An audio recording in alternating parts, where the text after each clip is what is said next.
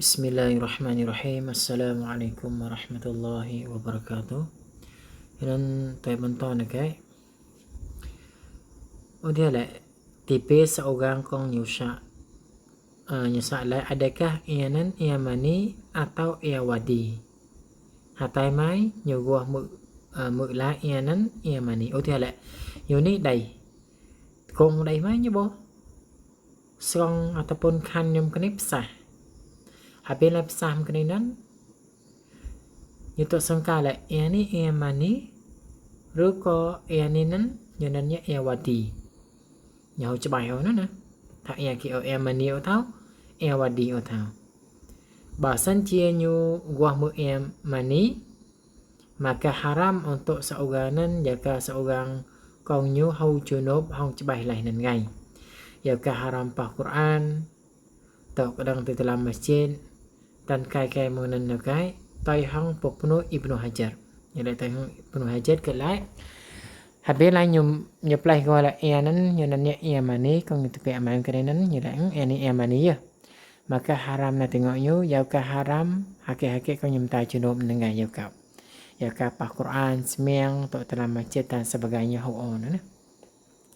Dan tai hang popno Imam Ramli wa dan Imam Syarbini ke lai hau yau ka o hau yau ka o makna la dia tahu macam na ia man hau yau ka o habila seorang kong nyusa la adakah ianan iamani atau iawadi hatai mai nyuwah mu lai ianan iamani dan nyum na ia wajib lana belah selai teb nyu yakin la ianan iamani pe maka nyu ti hau o wajib ulang mena ia mangke idan tipe nyusa ini ia tipe ni iamani ruko iawadi.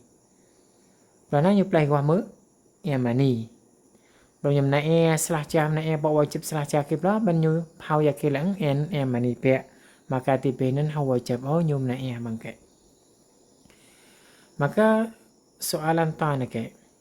Ya habana hukum jala seorang nan ti hau dai lepai bo jima tetapi tipe iamani mai. Nyau dai lepai tapi nyu talet pe iamani mai.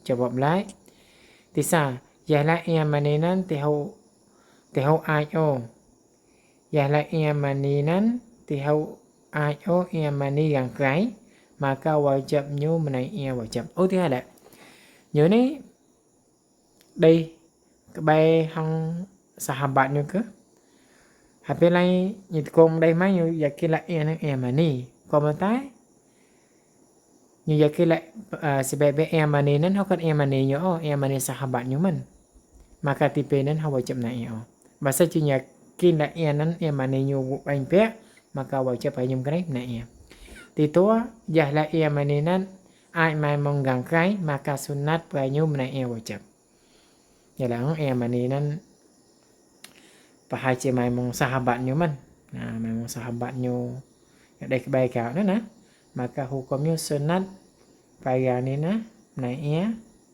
wajib na sunat penyem na ia wajib jala nyu yakin la iamani nan mai menggup nyu maka wajib penyem na ia wajib wallahu a'lam.